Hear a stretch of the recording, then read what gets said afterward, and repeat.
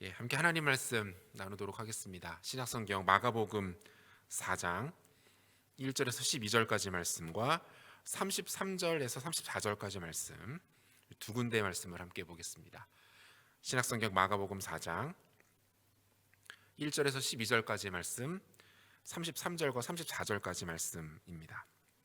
우리 한 절씩 교독하고 마지막 절은 같이 읽도록 하겠습니다. 예수께서 다시 바닷가에서 가르치시니 큰 무리가 모여들거늘 예수께서 바다에 떠 있는 배에 올라 앉으시고 온 무리는 바닷가 육지에 있더라. 이에 예수께서 여러 가지를 비유로 가르치시니 그 가르치시는 중에 그들에게 이르시되 들으라, 씨를 뿌리는 자가 뿌리러 나가서 뿌릴새 덜어는 길가에 떨어짐에 새들이 와서 먹어버렸고 덜어는 흙이 얕은 돌밭에 떨어짐에 흙이 깊지 아니하므로 곧 싹이 나오나 해가 돋은 후에 타서 뿌리가 없으므로 말랐고 덜어는 가시떨기에 떨어짐에 가시가 자라 기운을 막음으로 결실하지 못하였고 덜어는 좋은 땅에 떨어짐에 자라 무성하여 결실하였으니 30배나 60배나 100배나 되었느니라 하시고 또 이르시되 들을 귀 있는 자는 들으라 하시니라. 예수께서 홀로 계실 때에 함께한 사람들이 12제자와 더불어 그 비유들에 대하여 물으시니 이르시되 하나님 나라의 비밀을 너희에게는 주었으나 외인에게는 모든 것을 비유로 하나니. 같이 읽겠습니다. 이는 그들로 보기는 보아도 알지 못하며 듣기는 들어도 깨닫지 못하게 하여 돌이켜 죄사함을 얻지 못하게 하려 함이라 하시고, 우리 33절과 34절도 한 목소리로 같이 읽도록 하겠습니다. 예수께서 이러한 많은 비유로 그들이 알아들을 수 있는 대로 말씀을 가르치시되 비유가 아니면 말씀하지 아니하시고 다만 혼자 계실 때에 그 제자들에게 모든 것을 해석하시더라. 아멘. 2003년도에 중국 베이징에서 1년간 어학연수를 한 적이 있습니다. 2학년을 마치고 간 상태였는데도 언어가 이제 유창하지 않아서 현지에 가보니까 중국어로 소통하는 것이 쉽지가 않더라고요. 초반에 가장 많이 사용하고 들었던 그 중국어 표현 중에 팅부동, 이렇게 팅부동이라는 그 표현이 있었습니다. 한자로는 들을 청자에 아닐 부자, 그다음에 명백할 동자를 이렇게 사용하는 표현인데요. 우리말로 번역을 하면 잘 안 들립니다가 아니라 잘 못 알아들었습니다. 들었는데도 이해하지 못하겠습니다. 무슨 소리인지 모르겠어요. 뭐 이런 뜻이에요. 중국어가 아직 많이 서툴던 시기였기 때문에 저도 이 표현을 굉장히 많이 사용해야만 했고 또 많이 들어야만 했었던 기억이 있습니다. 나중에 알고 보니까 이 표현은 단순히 못 알아듣겠다, 이해하지 못했다라는 뜻으로만 사용되지 않았습니다. 이 표현은 중국인들이 중국어를 잘 할 줄 모르는 사람들을 다소 비하해서 부를 때, 비할 때, 또 얕잡아 볼 때 사용되는 표현이었고요. 나아가는 비록 언어가 통하는 상황에서도 말귀를 제대로 알아듣지 못하거나 의사소통이 잘 안 되는 상대에게 사용하는 표현이 바로 이 표현이었다라는 거예요. 우리도 그렇잖아요. 누군가 이렇게 대화를 나누다가 도무지 말이 통하지 않거나 이 사람 정말 답답하다, 내가 말하려는 의도를 자꾸 받아들이지 않는다라고 느껴질 때 어떤 말을 합니까? 말귀를 정말 못 알아듣네, 이 사람이랑 더 이상 대화를 못 하겠네, 무슨 소리인지 이해를 못 하는구나 라는 생각을 하면서 이런 표현들을 많이 하죠. 이 말을 누구에게서 어떤 상황에 듣게 되든지 간에 그다지 기분 좋은 말이 아닌 것만큼은 분명합니다. 여러분, 이 못 알아듣는다라는 이 말은요, 비단 의사소통이 되지 않을 때만 사용되는 표현은 아닙니다. 한 사람의 행동이나 그의 삶이나 그의 태도, 자세가 바뀌지 않을 때에도 우리는 이 표현을 사용합니다. 무슨 말인지 못 알아들었구나, 말귀를 잘 못 알아듣는구나 라고 말한다는 거죠. 물론 영적인 영역에서도 이 표현은 충분히 사용될 수 있는 것 같습니다. 여러분, 기본적으로 기독교는 들음의 종교입니다. 들음의 종교. 사도 바울은 로마서 10장 17절에서 이렇게 말하고 있는데요. 그러므로 믿음은 들음에서 나며 들음은 그리스도의 말씀으로 말미암느니라. 뭐라고 말합니까? 믿음은 들음에서 난다. 결과적으로 표현하면 믿음은 그리스도의 말씀을 듣는 것에서부터 시작된다. 믿음은 거기에서부터 이루어진다라는 말이죠. 우리는 복음을 읽는다, 복음을 본다 이렇게 말하지 않습니다. 복음을 듣는다라고 말을 해요. 우리 같이 예배하고 있는데요. 예배를 드릴 때에도 우리가 가장 많이 사용하는 우리의 감각은 무엇입니까? 듣는 거예요. 우리는 찬양을 듣고 따라 부릅니다. 대표 기도자가 기도하는 소리를 듣고 마음으로 은혜를 받습니다. 또 지금처럼 하나님의 말씀을 듣습니다. 들음은 매우 중요한 영적 행위라는 거예요. 왜 그렇습니까? 듣는 것이 단순한 청각의 반응에서 끝나는 것이 아니기 때문입니다. 사실 듣는 것보다 더 중요한 것은 그 다음이죠. 듣고 그 들은 바를 이해하고 깨닫는 것입니다. 그리고 내가 이해하고 깨달은 것을 직접 삶으로 실천하는 것, 적용하는 것, 살아내는 것이다 라고 말할 수 있습니다. 여기까지 가야 진정한 기독교가 말하는 들음, 들었다라는 의미라는 거예요. 듣고 깨닫는 것은 단순한 지정의의 반응으로 그치지 않습니다. 그것은 전인격적인 반응이고요. 한 인간이 보여야 하는 가장 실존적인 반응이 바로 이 들었다라는 말에 담겨져 있는 영적인 의미라는 거예요. 사랑하는 여러분 잘 듣고 있습니까? 하나님의 말씀을 잘 듣고 살아가고 계십니까? 그것을 귀로 듣는 것 아니고요. 단순히 이해하고 깨닫는 것 아니고 하나님의 말씀이 우리에게 들려지고 그것이 과연 우리의 삶으로, 우리의 행동으로, 우리의 인격으로 나타나고 있는가라는 질문을 드리고 있는 것입니다. 오늘 말씀의 화두는 이것입니다. 듣고 이해하고 깨닫고 그리고 그 다음에 대한 문제예요. 예수님께서 바닷가에서 무리를 가르치십니다. 1절 보면 예수께서 다시 바닷가에서 가르치시니 큰 무리가 모여들거늘 예수께서 바다에 떠 있는 배에 올라 앉으시고 온 무리는 바닷가 육지에 있더라 라고 되어 있어요. 여기서 말하는 바닷가는 우리가 잘 알고 있는 갈릴리 바닷가, 갈릴리 호수입니다. 예수님께서 꽤 즐겨 찾으셨던 장소였던 것 같아요. 특별히 많은 군중들을 가르치시기에 상당히 적합한 장소로 주님이 활용하십니다. 어떻게 하십니까? 그 배를 바닷가에 조금 간격을 두고 띄워 놓으시고는 그곳에 예수님은 서시죠. 자연스럽게 강단이 만들어진 거예요. 안정적인 공간을 확보하시고 자연스럽게 회중들은 예수님께 더 다가오지 못하는 적당한 거리가 만들어지게 됩니다. 예수님 참 지혜로우셨는데요. 이러한 강사와 이러한 회중의 배치는요, 그 천연 마이크 시스템을 염두에 두는 것이기도 했습니다. 그 바닷가에서는 밤이 되면은 바다로부터 불어오는 해풍이 불어옵니다. 예수님은 자신의 등 뒤에서 불어오는 그 바닷바람에 목소리를 실으셨고요. 그 바람에 실려진 예수님의 목소리가 자연스럽게 해안가에 넓게 자리를 잡고 앉아있는 회중들에게 구석구석까지 선명하게 예수님의 목소리가 들리게 하는 마이크 시스템 역할을 했다라는 거예요. 이렇게 몰려든 무리들 중에는 다시 그 사람들을 두 부류로 나눌 수가 있겠죠. 뭡니까? 예수님 곁에는 항상 두 부류의 사람들이 있었는데요. 예수님의 제자들과 그리고 그 외의 무리들입니다. 여러분 복음서를 잘 보시면 예수님 주변에 늘 사람들이 많았던 것을 볼 수 있는데요. 그들은 항상 이 두 부류의 사람들로 나누어져요. 제자와 무리예요.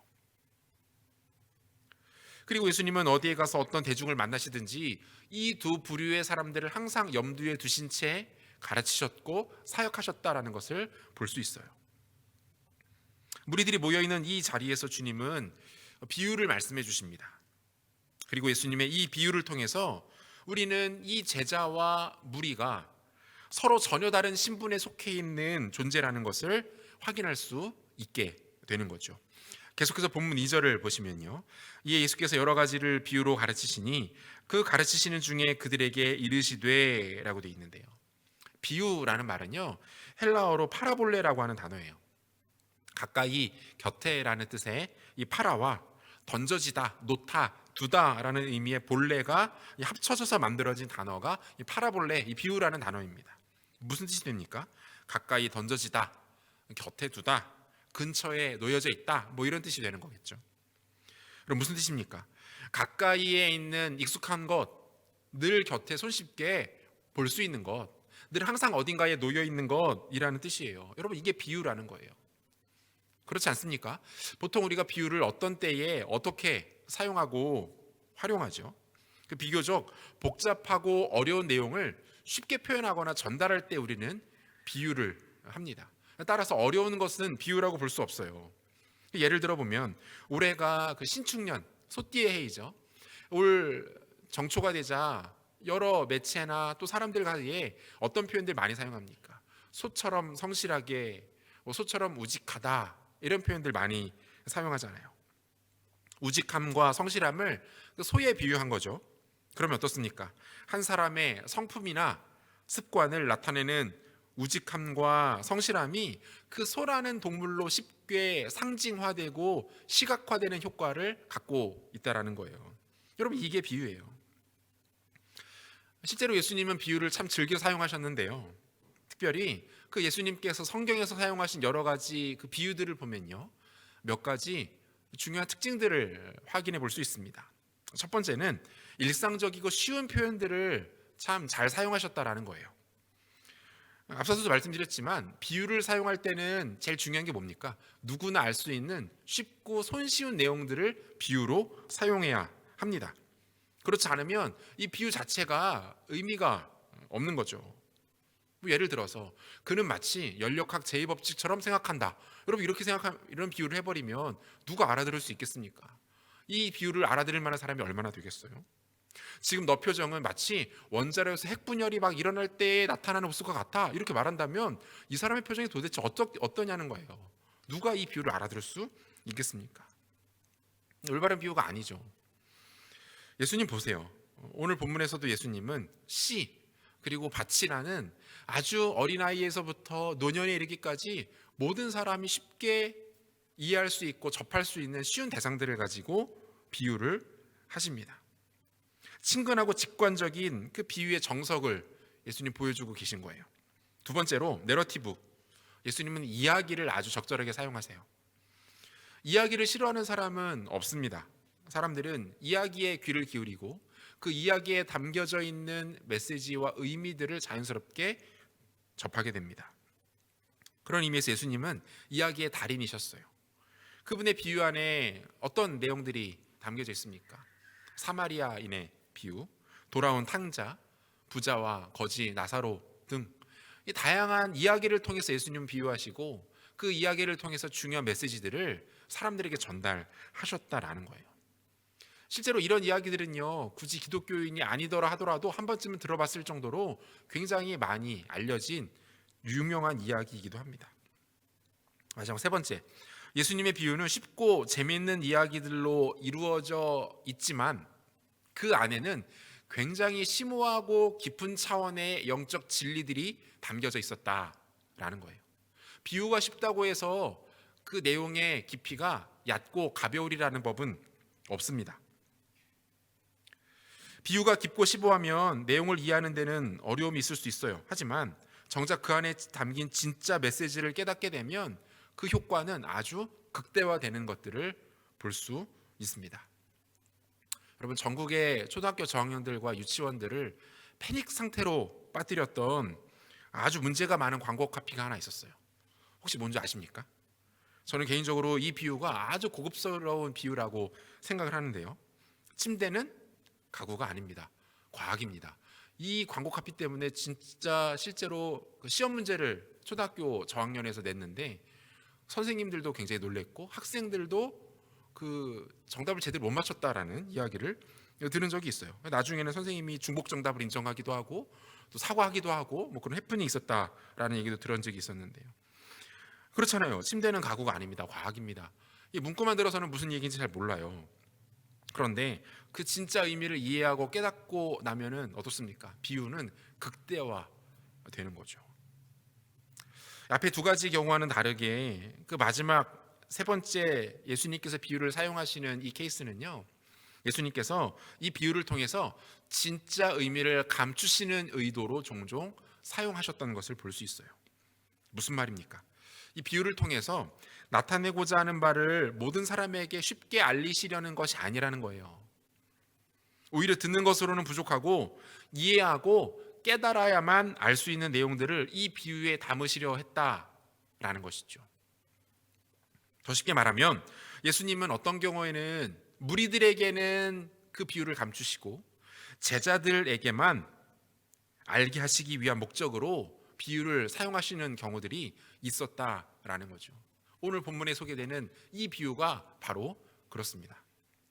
본문 11절과 12절을 보면요, 이르시되 하나님 나라의 비밀을 너희에게는 주었으나 외인에게는 모든 것을 비유로 하나니 이는 그들로 보기는 보아도 알지 못하며 듣기는 들어도 깨닫지 못하게 하여 돌이켜 죄사함을 얻지 못하게 하려 함이라 하시고 라고 돼 있어요.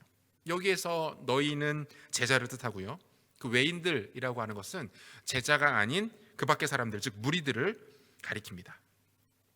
지금 주님께서 뭐라고 말씀하시는 거예요? 하나님 나라의 비밀이 제자들에게는 허락이 되었지만 무리들에게는 아니다. 이 비밀은 너희들에게만 알도록 허락된 거야 라고 말씀하고 있는 거예요. 본문 33절과 34절에도 다시 한번 이 내용을 강조하세요. 예수께서 이러한 많은 비유로 그들이 알아들을 수 있는 대로 말씀을 가르치시되 비유가 아니면 말씀하지 아니하시고 다만 혼자 계실 때에 그 제자들에게 모든 것을 해석하시더라. 자, 한번 정리를 해봅시다. 예수님께서는 보통 어떤 사실을 쉽게 설명하시기 위해서 비유를 즐겨 사용하시곤 했는데요, 또 어떤 경우에는 오늘의 본문의 상황이죠, 그것을 누군가에게는 숨기고 또 다른 누군가에게만 알리시기 위해서 비유를 사용하신다라는 거예요. 숨기는 대상은 무리이고요, 알리는 대상은 누굽니까? 제자들이었어요. 그렇다면 과연 이 내용이 어떤 내용이기에 제자들에게는 알리셨지만 무리들에게는 알리시지 않으셨던 것일까요? 두 가지인데요, 첫 번째는 죄사함, 즉 구원에 이르는 길이었고요, 두 번째는 하나님 나라입니다. 죄사함과 하나님 나라. 예수님은 이 놀라운 비밀을 모든 사람들에게 알리는 것을 원하지 않으셨어요. 유독 당신께서 택하신 제자들에게만 이 죄사함의 비밀과 하나님 나라의 비밀이 전해지는 것을 기뻐하셨다라는 것이죠. 여러분, 감사하게도 이 두 가지 모두는 저와 여러분들에게 이미 허락되어 있는 것들입니다. 그런데 문제는 뭡니까? 예수님께서 비유를 통해서 꼼꼼 숨겨 놓으실 정도로 귀하고 가치 있는 이 비밀들을 정작 우리가 그렇게 귀하게 여기지 않는다라는 거예요. 그냥 듣고 이해하고 그렇구나, 당연하게 생각하는 정도에서 우리는 이 비밀들을 다룹니다. 마치 선생님께서 시험에 꼭 나온다고 찍어주신 문제를 의도적으로 익히고 확인하고 점검하듯이 우리는 이 비밀들을 그렇게 대하는 거죠. 여러분, 이것은 주님의 말씀 앞에 온전히 반응하고 있지 못한 것입니다. 비록 들었지만 그것을 제대로 이해하고 깨달았다라고 말하기 어려워요.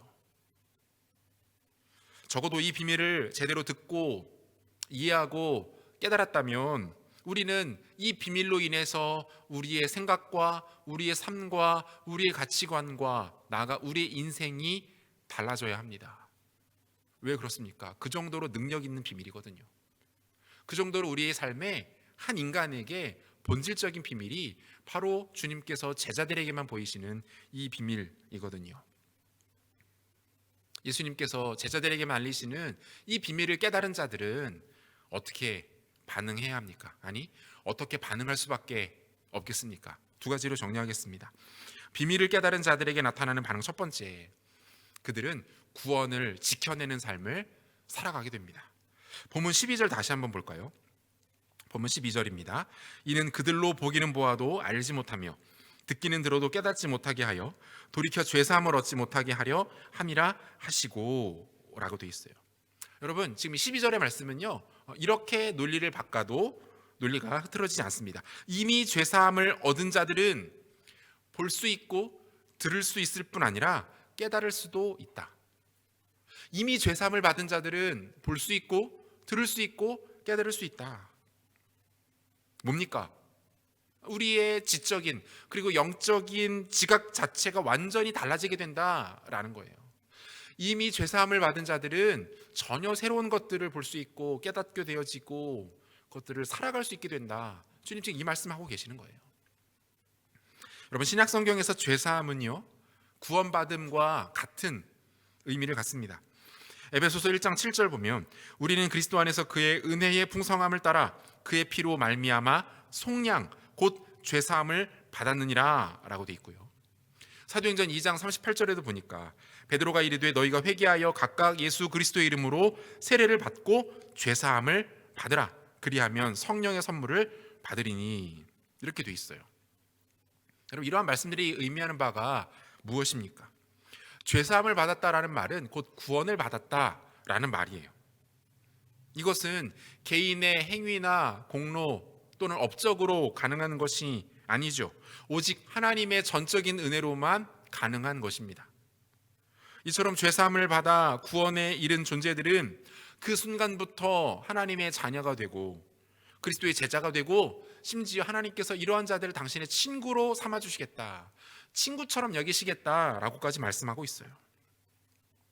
그리고 이렇게 구원받은 자들은 그 순간부터 얼마든지 주의 말씀을 보고 듣고 깨달을 수 있게 됩니다.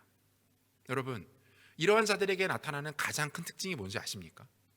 구원받아서 주의 말씀을 보고 듣고 깨닫는 자들에게 나타나는 가장 핵심적인 특징, 이들은 자신이 은혜로 받은 이 구원을 지켜내는 삶을 살아가기 시작합니다.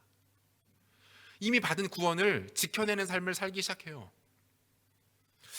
받은 구원을 지켜낸다라는 말이 조금 여러분들에게 어색하게 들릴 수도 있습니다. 왜 그래요? 제가 조금 전에도 이야기했던 것처럼 구원은 나의 힘과 노력으로 받는 게 아니죠. 전적인 하나님의 은혜로 받는 것입니다. 그런데 무슨 수로 내가 구원을 지킨다는 말이냐?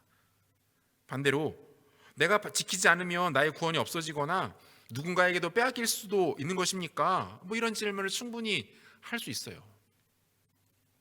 그런데 여러분, 그거 아십니까? 우리에게 있어서 진짜 중요하고 가치 있고 소중한 것들은요, 그만큼 지켜내는 것이 어렵습니다. 지켜내는데 많은 에너지와 많은 노력을 기울여야 합니다. 진짜 중요하고 가치 있는 것은 지켜내는 것이 쉽지 않다라는 거예요. 그래서 더욱 심혈을 기울여서 지켜야 되고 아끼고 소중하게 여겨야 하는 것이죠. 그래야 그것은 나에게 더 의미 있고 가치 있는 것이 됩니다. 예를 하나 들어볼까요? 여러분들 거의 대부분 아직 결혼 안 해보셨지만 이미 결혼을 한 이 부부 사이에서 최악의 관계, 그러니까 최악의, 가장 정말 최악의 배우자는 어떤 사람일까요? 여러분들이 이제 앞으로 결혼 하실 텐데, 결혼하게 될 때 여러분들이 좀 머릿속에 배우자를 한번 그려보세요.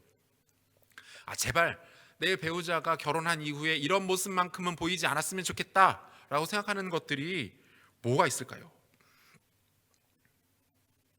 결혼 전과 결혼 후가 완전히 달라지는 사람 아니겠습니까?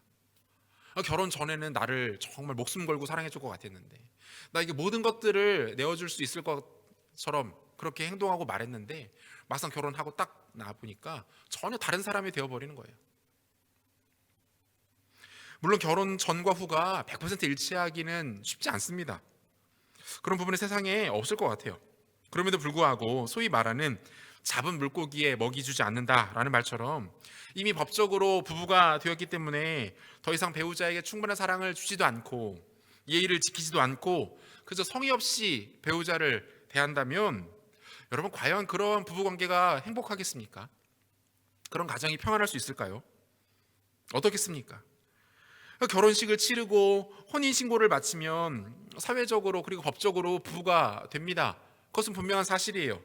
그런데 여러분, 단지 혼인신고를 했기 때문에, 결혼식을 치렀기 때문에 무조건 그 이후의 부부관계가 건강하고 풍성하고 행복하고 아름답겠습니까? 아니요, 절대 그렇지 않아요. 오히려 그때부터가 진정한 결혼 생활의 시작이죠. 진정한 사랑의 시작은 그때부터 시작되는 거예요.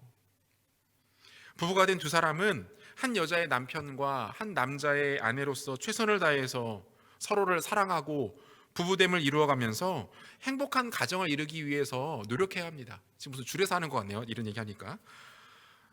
필사적으로 결혼이라는 이 두 사람이 이루어낸 것을 지켜내기 위해서 애쓰고 노력해야 돼요.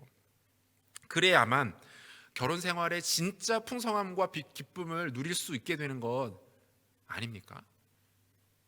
여러분, 우리가 얻게 된 이 구원도 마찬가지예요.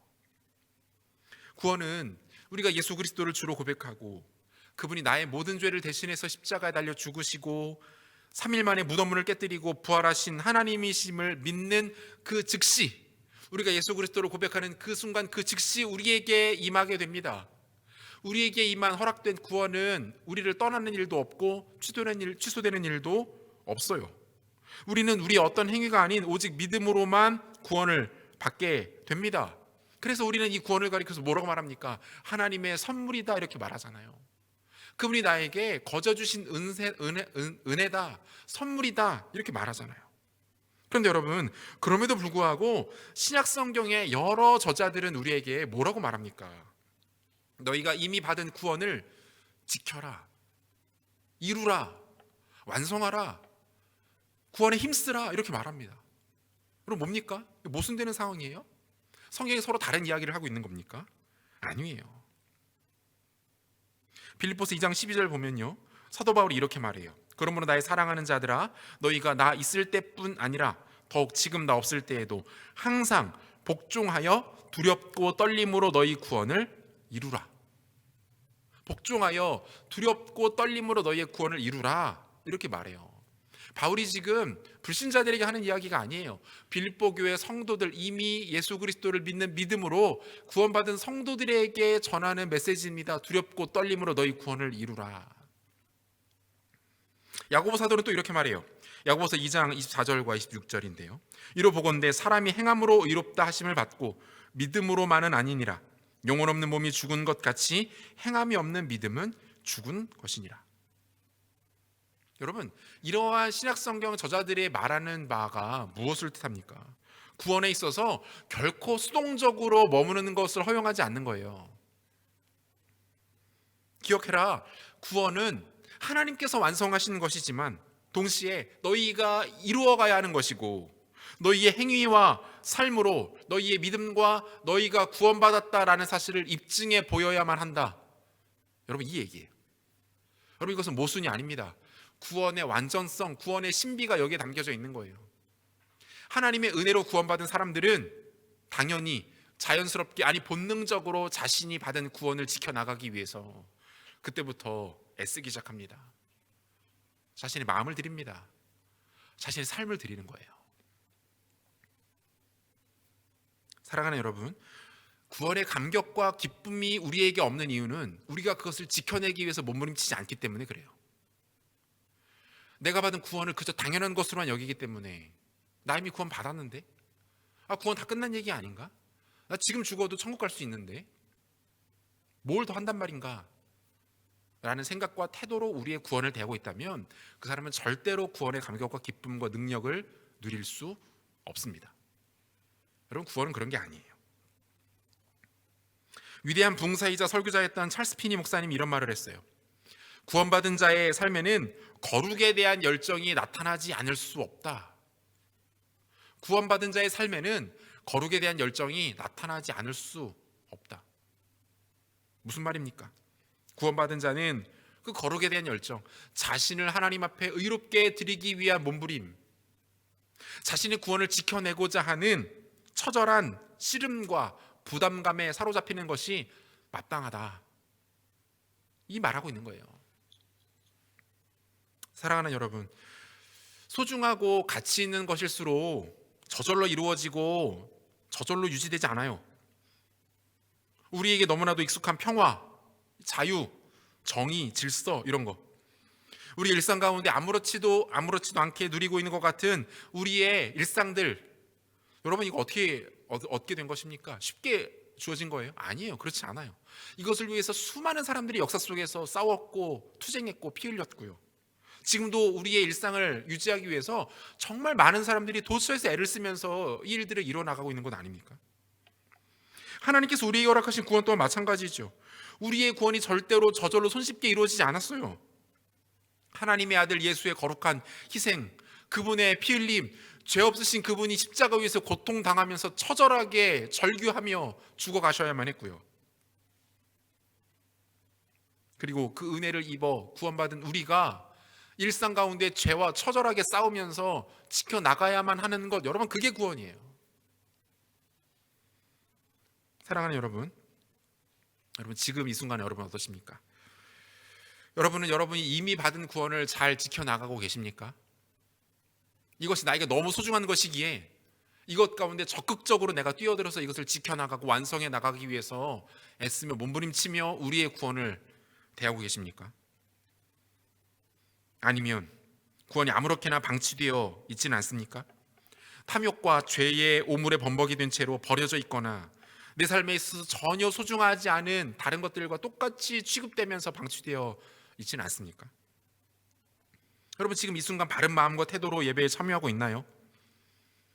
우리 일상 속에서도 하나님을 만나고 그분의 말씀을 듣기 위해서 여러분 노력하고 시간을 내어드리고 우리의 의지를 드리고 마음을 드리면서 우리가 받은 이 구원을 지켜나가기 위해서 싸움하고 있습니까? 여러분, 그게 있어야 구원받은 겁니다.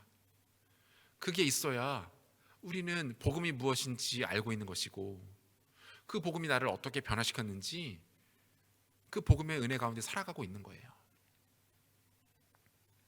기억하십시오. 우리의 구원은 주어짐과 동시에 지켜나가야만 하는 것입니다.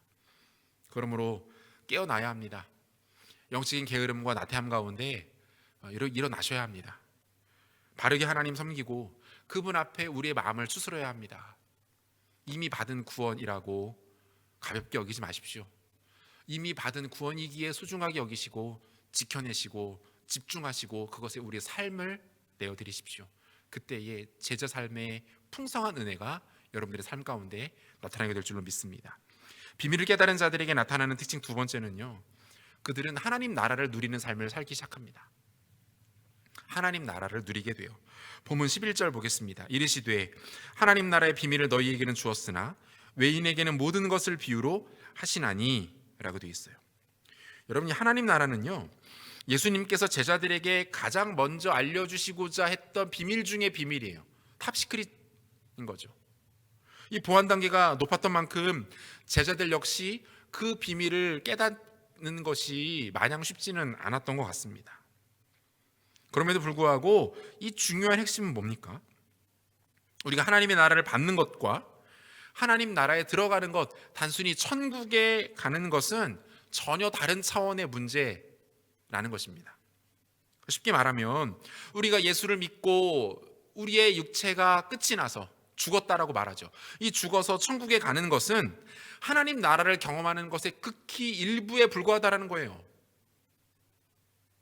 여러분, 이해가 되십니까? 기독교의 가장 큰 기적, 하나님께서 그 백성들에게 허락하시는 가장 영광스럽고 위대한 특권은요, 우리가 그냥 이 땅을 살다가 죽어서 천국에 가는 것이 아닙니다. 여러분, 그게 아니에요. 천국은 단순히 우리가 죽어서 이 다음에 가는 내세에 속한 어떤 신비한 영적인 영역, 이게 아닙니다. 하늘 위에 구름 위에 둥둥 떠 있는 어떤 나라, 왕국, 여러분 그런 거 아니에요. 여러분, 천국 하나님 나라는 그게 아닙니다. 하나님의 나라는요, 하나님의 주권이 선포되는 모든 영역을 뜻합니다. 하나님의 영광과 통치가 나타나는 모든 영역은 곧 하나님의 나라입니다. 하나님의 다스림이 있는 곳, 여러분 그게 하나님 나라예요. 더 놀랄만한 사실 좀 알려드릴까요? 여러분, 우리들 안에, 저와 여러분들 안에 누가 거하고 계시는지 여러분 아십니까? 고린도전서 3장 16절 말씀 우리 같이 한번 읽어볼까요? 고린도전서 3장 16절 말씀 같이 한번 읽겠습니다. 너희는 너희가 하나님의 성전인 것과 하나님의 성령이 너희 안에 계시는 것을 알지 못하느냐. 바울이 지금 뭐라고 말해요? 우리 안에 성령께서 거하고 계신다라고 말합니다. 바울만 하는 말이 아니에요. 예수님께서 동일한 말씀을 하십니다. 요한복음 14장 16절 내가 아버지께 구하겠으니 그가 또 다른 보혜사를 너희에게 주사 영원토록 너희와 함께 있게 하리니. 여러분, 보혜사는 성령의 또 다른 이름이시죠. 우리에게 성령을 보내주시고 그렇게 오신 성령이 우리와 함께 하시는데 언제까지요? 영원까지. 여러분, 여러분과 제 안에 지금 누가 계시는 거예요? 성령께서 거하고 계시는 거예요. 여러분, 이 두 구절만 가지고도 하나님 나라의 영광, 능력, 영향력 얼마든지 설명하고 소개할 수 있어요. 하나님 나라 어디 있는 겁니까? 하나님 나라가 여러분 어디에 있습니까? 찾아왔습니까? 바로 우리들 안에. 성령께서 거하시는 바로 우리들 안에 먼저 하나님 나라가 임하는 것이고요. 그러므로 우리가 속한 곳은 그곳이 어디든지 하나님 나라가 될 수 있습니다. 우리를 다스리시는 성령께서 우리를 통해서 선언하게 하시는 그곳이 하나님 나라가 될 수 있는 거예요. 우리가 살아가는 가정, 여러분들이 그곳에 있기 때문에 그곳은 하나님 나라가 됩니다. 여러분들이 공부하는 학교, 성령께서 내주하시는 여러분들이 그곳에 가 있는 순간 그곳은 하나님 나라가 되는 거예요. 우리의 직장, 우리 안에 성령께서 계시기 때문에 우리가 성령의 충만을 경험하고 살아가고 있기 때문에 그곳 역시 하나님의 나라가 되는 것이고요. 우리가 만나는 사람들, 갖고 있는 각종 모임, 심지어 그 어떤 기독교적 요소가 담겨져 있지 않은 곳이라 할지라도 성령께서 다스리시고 통치하시는 우리들로 인하여 그곳은 하나님 나라가 되는 거예요. 여러분, 이게 하나님 나라의 원리예요. 하나님 나라는 물리적 공간 아니에요. 죽어서 가는 영적인 곳 아닙니다. 하나님의 주권과 하나님의 선포와 하나님의 영향력이 있는 모든 곳은 하나님의 나라입니다. 안타까운 것은 뭐예요? 우리는 이 하나님 나라의 영향력을, 이 힘을 너무 축소시켜 버렸어요. 너무 우리는 줄여놨다고요. 하나님 나라를 고작 죽어서 가게 되는 천국 정도로 생각하고요. 교회나 선교단체처럼 그 예수 잘 믿는 사람들이 모여있는 그런 곳으로 한정해 놓았다라는 거예요. 여러분, 그렇지 않습니다. 예수 그리스도의 제자들은 예수께서 선포하셨고 그리고 이미 이루어 놓으신 하나님의 나라를 살아갈 뿐만 아니라 뭡니까? 그 하나님의 나라를 매우 적극적으로 그리고 풍성하게 누리며 살아가는 사람들이라는 거예요. 하나님 나라를 누리는 것에 있어서 본질이자 핵심은 무엇입니까? 관계예요. 하나님과의 관계. 여러분, 죄의 다른 표현은 뭡니까? 죄의 다른 표현은요, 깨어진 관계입니다. 피조물인 인간이 창조주와의 관계에 있어서 실패하게 된 사건을 가리켜서 우리는 죄라고 말하는 거예요. 죄로 인해서 어떤 일들이 우리에게 일어나게 됐습니까? 안점식 교수라는 분이 쓴 세계관, 종교, 문화라는 책에 보면 이렇게 돼 있어요. 인간의 타락 사건이 불러온 가장 심각하고 근본적인 결과는 인식 능력의 전락, 도덕적 능력의 전락, 자연계의 전락이다. 여러분, 인간은요, 하나님과 관계가 깨어지면서 우리의 인식, 사고하고 생각하는 것 자체가 전락해버립니다. 그래서 우리는 영적인 것들을 다 알 수 없고요. 우리가 생각하고 사고하는 것들 중에 오류들이 굉장히 많은 이유는 바로 이 죄 때문에 그런 거예요. 도덕적 능력 마찬가지죠. 양심과 법규를 따라 살아가는 것에 무능력해졌습니다. 양심을 속일 때가 많고요. 법과 도덕과 규칙들을 우리는 무시하면서 살아가요. 마지막으로 자연을 관리하는 것에 실패하게 되면서 창조 세계는 망가지게 되고 그로 인해 인간은 고통을 당하게 됩니다. 모든 것의 전락을 통해서 어떤 결과가 나타나게 돼요? 인간에게 고통의 문제가 찾아오게 되는 거예요. 죄로 인해 타락이 일어나고 타락으로 인해 결국 인간은 고통받는 존재가 된 것. 여러분, 이것이 인간의 실존 아니에요? 핵심은 뭡니까? 관계가 깨졌기 때문에 그런 거예요. 저와 여러분들은 이미 하나님과의 관계가 회복된 상태입니다. 완벽하게 회복되지는 않았어요. 하지만 예수께서 우리와 하나님 사이에 중보자가 되심을 통해서 완전히 깨어졌던 관계들이 다시 회복되었습니다. 중요한 것은 우리의 실존이에요. 오늘 우리의 삶의 현장이라고요. 여러분들이 지금 있는 그곳에서의 모습입니다. 하나님과 관계 맺고 계십니까? 얼마나 하나님과 친밀한 관계를 추구하고 또 사모하며 살아가고 계십니까? 여러분, 하나님과 친밀하게 교제하며 사귀는 자들은요, 우리 주님께서 소유하고 계시는 그 모든 것들, 그 능력과 영광을 공유하는 관계가 되어버립니다. 공유라는 단어 우리가 굉장히 많이 쓰잖아요. 여러분, 공유가 뭡니까? 나에게 지금 없는 것들을 얼마든지 가져다 쓰는 것, 여러분, 이게 공유이잖아요. 내가 지금 현재 컴퓨터 하드드라이브에 저장되어 있지 않은 파일들을 공유 파일들을 통해서 얼마든지 갖고 올 수 있는 것, 여러분, 그게 공유잖아요. 하나님과 우리 사이에 이 공유가 가능하게 되었다라는 겁니다. 그분의 능력과 그분의 영광과 그분의 지혜가 나의 것으로 얼마든지 사용될 수 있게 되어지는 것, 여러분, 이게 하나님께서 우리에게 허락하신 관계 속에서 이루어지는 일들이에요.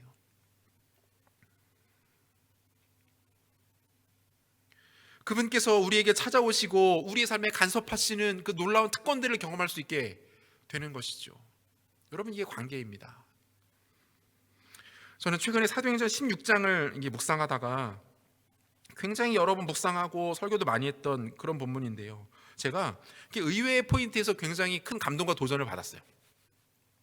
그 사도행전 16장은 바울이 2차 전도 여행을 시작하기 직전의 상황을 이제 묘사하는 것으로 되어 있는데요, 그런데 이 장면에서 조금 특이한 해프닝이 벌어지지 않습니까? 같이 한번 확인해 볼까요? 사도행전 16장 10절에서 6절에서 10절까지 말씀인데요, 사도행전 16장 6절에서 10절까지 말씀 제가 한번 읽겠습니다. 성령이 아시아에서 말씀을 전하지 못하게 하시거늘 그들이 부르기아와 갈라디아 땅으로 다녀가 무시아 앞에 이르러 비두니아로 가고자 했으되 예수의 영이 허락하지 아니하시는지라.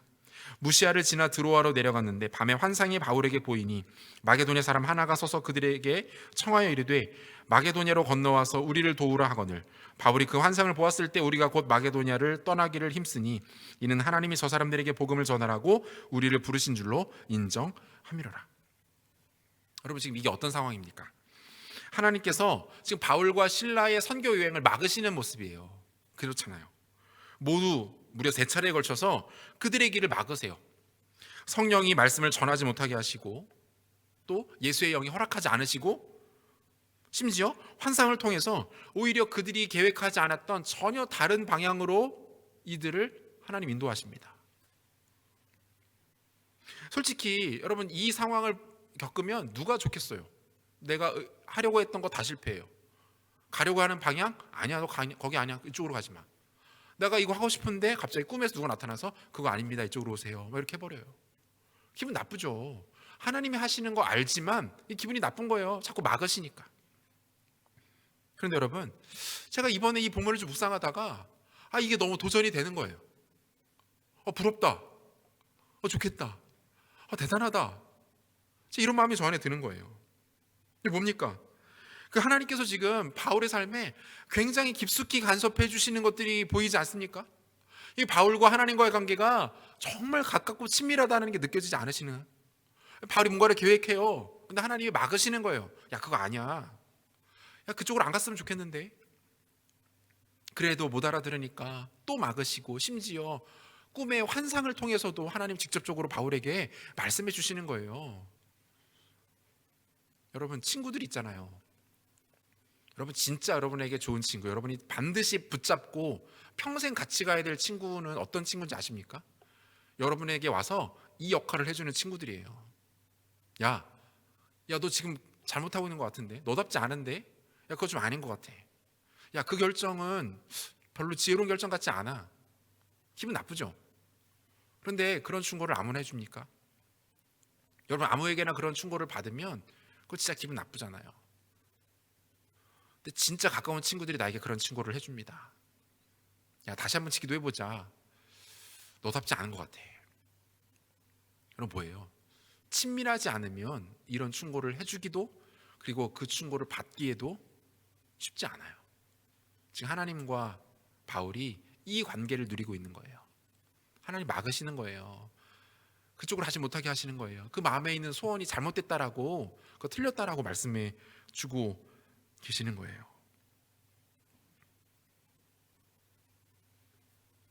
마치 지혜로운 친구가 사랑하는 자기의 친구에게 찾아가서 그 친구에게 권면하면서 자신의 모든 마음과 사랑을 담아서 그 친구를 설득하듯이 우리 주께서 바울을 설득하고 계시는 거예요.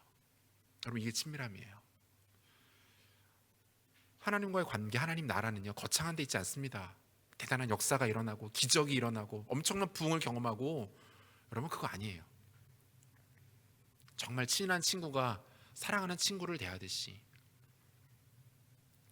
서로 마음을 나누고 삶을 나누고 의견을 묻고 지혜를 구하는 것, 여러분, 이게 진짜 관계예요. 하나님께서 우리에게 이 관계를 원하십니다. 기대하십니다. 그리고 우리와 이 관계를 맺기 위해서 지금 여러분들의 마음의 문 앞에 서 계세요. 어떻게 하시겠습니까? 문 열어야죠. 그 주님 맞아 드려야죠. 그 주님께서 내미신 손 붙잡아야죠. 그 주님과 친밀하게 교제하고 소통해야죠. 여러분 2021년 올 한 해 여러분들의 삶의 목표가 바로 이것이 되기를 원합니다. 주님과 친밀한 관계를 맺고 견고하게 하고 그 관계를 풍성하게 누리는 삶. 여러분 그게 하나님 나라를 누리는 겁니다. 그것에 여러분 이루셨다면 여러분 지금 하나님 나라를 소유하고 계신 것이 분명합니다. 하나님과의 관계를 깊게 하고 회복하고 온전하게 하는 것을 통해서 영광스러운 하나님 나라를 누리시는 여러분들 되시기를 소원합니다. 말씀 맺겠습니다. 여러분 주의 말씀을 들으십시오. 그리고 힘써서 이해하고 깨달으세요. 그리고 거기에서 멈추지 마시고 그 말씀이 진짜 나에게 어떤 의미인지, 나의 인격과 삶과 성품을 어떻게 바꿀 수 있는지 여러분 삶에 그 말씀을 실험해 보십시오. 하나님의 말씀을 무슨 좋은 유튜브 컨텐츠 대하듯이 그렇게 대하시지 말라는 말이에요. 우리의 삶을 능히 변화시키는 능력으로 받으셔야 됩니다. 그때 비로소 우리의 삶에 주의 영광이 임합니다. 우리의 구원의 풍성함이 우리에게 찾아오는 것들을 경험하게 될 것입니다. 하나님 나라를 여러분들은 누리실 수 있습니다. 주의 말씀을 듣고 깨닫고 그것이 우리의 삶에 깊숙이 영향을 끼치게 함으로 말미암아 허락하신 구원을 더욱더 견고하게 지켜나가시고 주께서 허락하신 이루어놓으신 그 하나님 나라 여러분의 삶에서 풍성하게 누리시는 우리 모두가 되시기를 우리 주 예수 그리스도 이름으로 축원합니다. 같이 찬양하겠습니다.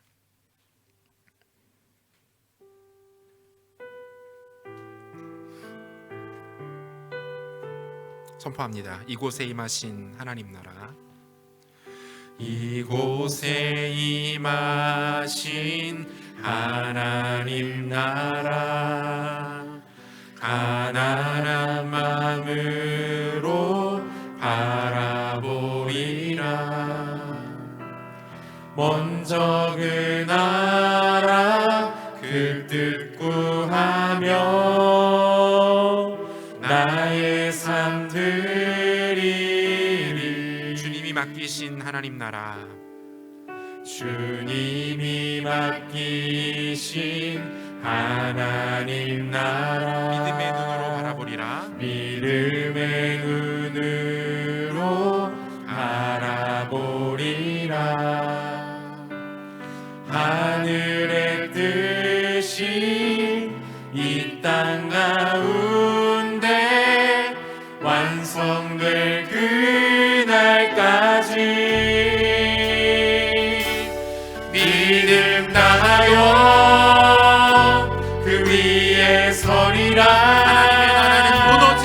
하나님의 나라는 무너지지 않으리. 믿음 다하여 그 나라 세워가리라. 주님 곧 오실 때까지. 다시 한번 고백합시다. 이곳에 임하신 하나님 나라, 이곳에 임하신 하나님 나라, 바라보리라. 가난한 마음으로 바라보리라. 먼저 그 나라 그 뜻 구하며 나의 삶 드리리. 주님이 우리에게 맡기셨습니다. 주님이 맡기신 하나님 나라, 믿음의 눈으로 바라보리라. 믿음의 눈으로 바라보리라. 하늘의 뜻이 이 땅 가운데 완성될 그날까지 믿음 다하여 그 위에 서리라. 믿음 다하여 그 위에 서리라. 하나님의 나라는 무너지지 않을 것입니다. 하나님의 나라는 무너지지 않으리.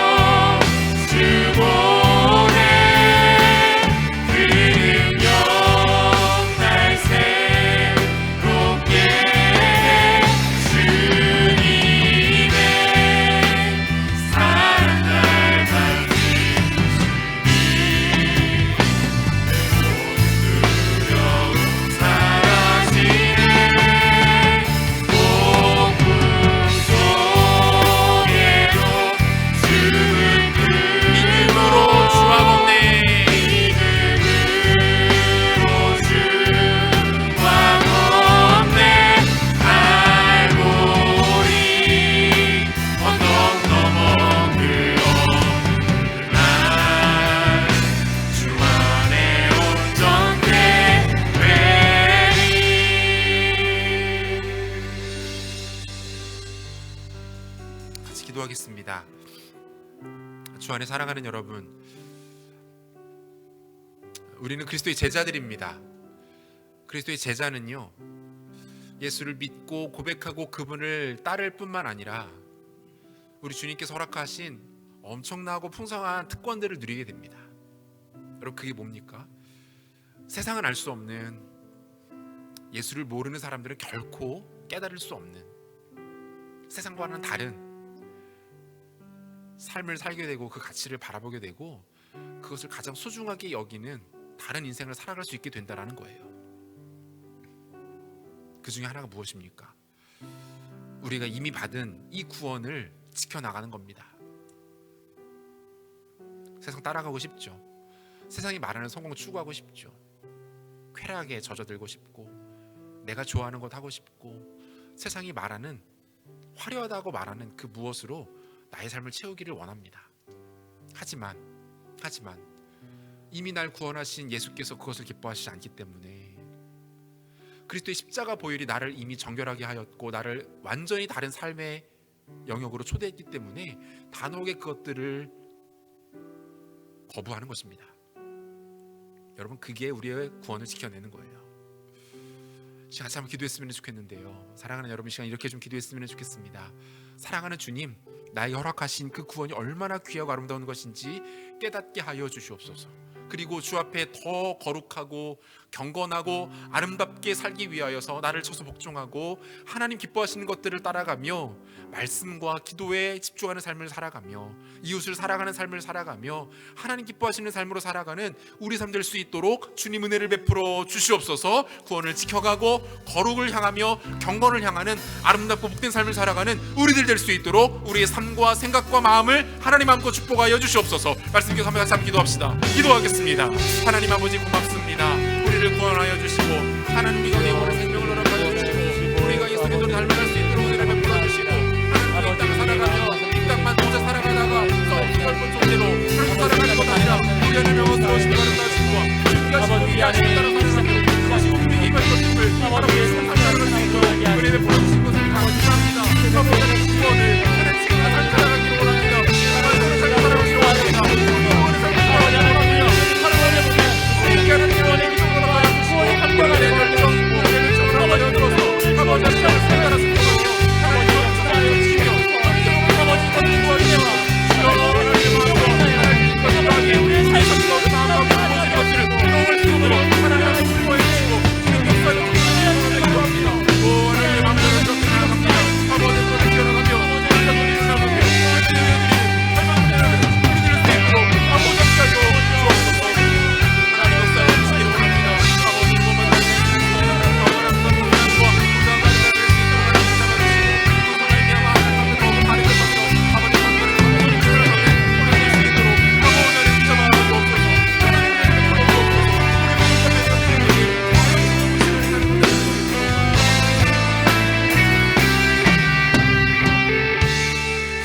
가지만 더 같이 기도했으면 좋겠는데요, 주 안에 사랑하는 여러분, 하나님 나라는 뭡니까? 성경은 구약도 그렇고요, 신약도 그렇고요, 하나님의 나라를 줄곧 우리에게 외치고 있습니다. 그분의 다스림과 통치가 있는 나라, 하나님의 질서와 법칙이 펼쳐지는 곳, 여러분, 그곳은 하나님 나라입니다. 성령께서 우리 가운데 오시는 그 순간부터 우리 안에 이미 하나님 나라는 시작되었고요, 그렇게 시작된 하나님의 나라는 결코 실패하거나 멈춰지거나 뒤로 후퇴하지 않을 거예요. 그리고 그 하나님 나라는 바로 여러분들을 통해서 여러분의 가정과 학교와 직장과 관계와 삶의 모든 터전 가운데 깊이 역사하게 될 것입니다. 그런데 여러분, 그것의 시작이 관계예요. 우리 주님과의 관계, 하나님과의 관계. 여러분, 그게 시작되고 그게 열리면 우리 삶은 놀랍게 바뀌게 될 줄로 믿습니다.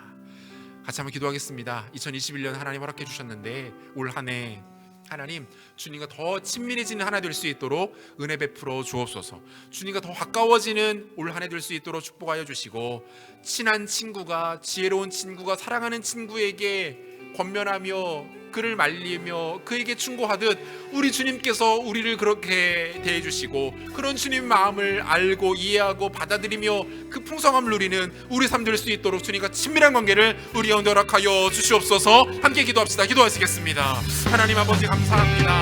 아버지 하나님, 우리를 당신의 하나님 종으로, 당신의 제자로, 백성으로, 자녀로 삼아주시고 특별히 우리를 당신의 친밀하고 가까운 친구로 불러주셔서 우리가 친밀하게 교제하며 나누며 하나님을 기뻐하시니 감사함을 드립니다.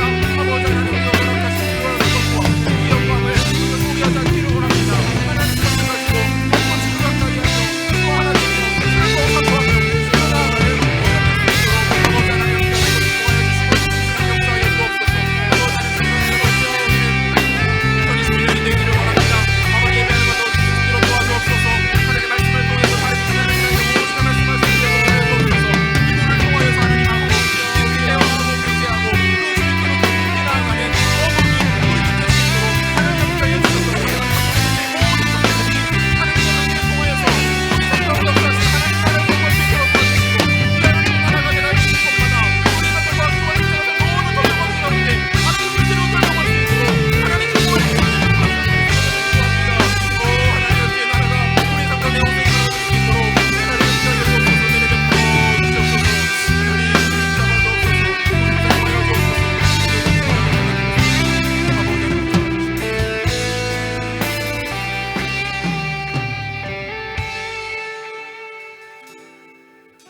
절망과 어두움과 실패 가운데 빠져 있었던 우리들을 당신의 영광스럽고 기이한 빛 가운데로 부르셔서 새로운 피조물로 만들어 주시고 아버지가 있는 존재, 스승이 있는 존재, 친한 친구가 있는 존재로 삼아주신 주님을 찬양합니다.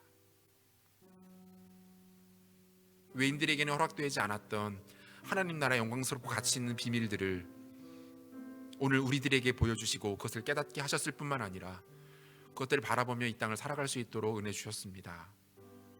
하지만 주님, 우리는 주께서 이뤄놓으신 그 영광스럽고 아름다운 구원과 죄사함의 비밀을 너무 소홀히 여겼고 우리 가운데 이미 시작되어진 하나님의 나라를 너무 작고 초라한 것으로 축소시켜 놓는 연약함과 어리석음 가운데 빠져 살아갈 때가 참 많이 있습니다. 그런 우리에게 오늘 말씀을 통해서 다시 한번 구원을 지켜나가는 것에 대하여 하나님 나라가 무엇인지 그리고 그것을 어떻게 누려야 하는지 말씀하여 주시고 깨닫게 하여 주시니 감사합니다. 사랑하는 주님, 우리 가운데 이미 허락하신 이 구원을 이루어가며 지켜가며 완성해 나가는 지혜롭고 신실한 주의 백성들 될 수 있도록 축복하여 주시옵소서. 우리 가운데 수시로 찾아오는 주의 모든 유혹들을 물리치고 주의 말씀과 기도로 우리를 지켜내고 성령과 친밀하게 함께함을 통하여서 더욱더 하나님 앞에 경건하게 세상 앞에 능력 있는 존재로 주 앞에 세워져가는 사랑하는 청년 공동체 될 수 있도록 은혜를 베풀어 주시옵소서. 하나님의 나라가 이미 우리 가운데 임했고 우리가 있는 모든 곳이 하나님의 나라가 될 수 있는데 우리는 하나님의 나라를 단순히 죽어서 가는 천국 정도로만 생각합니다. 하나님이 어리석음을 깨뜨리기를 원합니다. 하나님과의 치밀한 관계를 통해서 우리 가운데 이미 임한 하나님의 나라가 무한대로 확장되는 것들을 경험할 수 있도록 도와주시옵소서. 우리가 가는 곳마다 주의 음성이 들려지고 주의 마음이 느껴지고 주의 눈물이 우리 가운데 흐르고 주께서 우리 가운데 주시는 지혜와 명철과 탁월함을 통하여서 세상을 섬기며 이웃을 돌아보며 우리가 있는 그곳을 변화시키는 신실하고 능력 있는 주의 종들 될 수 있도록 주님 마음껏 축복하여 주시옵소서. 2021년 살아가며 하나님 앞에 우리의 구원을 더욱더 지켜나가기를 원합니다. 그리스도의 제자답게 주와의 관계가 더욱더 친밀해지고 깊어지기를 원합니다. 이 일들이 우리 모든 청년들에게 이루어져서 2021년이 하나님의 나라가 우리와 우리 삶의 터전과 공동체 가운데 힘있게 흥왕하는 한 해 될 수 있도록 주님 마음껏 축복하여 주시옵소서. 귀한 예배자리 가운데로 나올 때에 정성스럽게 예물을 주 앞에 드립니다. 드리는 손길 가운데 복을 더하여 주시되 하나님 영적인 복을 더하셔서 예수 그리스도를 더 깊이 알아가며 친밀하게 교제하게 하시고 건강의 복을 주셔서 아픈 곳 없게 하시고 다치지 않게 도와주시고 이미 질병으로 인하여 고통받고 있는 자들이 있다면 나사렛 예수 그리스도의 이름으로 깨끗이 치유되는 역사 있게 하여 주시옵소서. 좋은 만남들이 있게 하시고 기회들이 있게 하시고 관계들이 있게 하여 주시되 무엇보다 주님 허락하신 믿음의 복된 배우자들을 만나 아름답게 가정 이루는 은혜 또한 이들의 삶 가운데 허락하여 주시옵소서. 예물들이 쓰이는 곳마다 잃어버린 영혼 주께 돌아오고 영광스러운 주의 교회가 세워지고 선교의 아름다운 일들이 소식들이 땅끝까지 이루어지는 귀한 역사들 나타날 수 있도록 하나님 함께 하시고 축복하여 주시옵소서. 지금 우리 주 예수 그리스도의 은혜와 하나님의 사랑하심과 성령의 위로하시며 교통하시는 역사가 그리스도의 제자된 우리의 모습을 정확하게 돌아보고 이미 받은 구원을 견고하게 지켜내고 하나님 나라가 우리 가운데 이미 임하였음을 확신하며 그것들을 누리기 위해 더욱더 주님과 친밀한 교제 가운데로 나아가기를 사모하며 오늘의 예배에 참여 사랑하는 모든 청년들과 성도들과 이들의 삶의 영역과 터전 가운데 이제로부터 영원토록 함께 있을지어다. 아멘.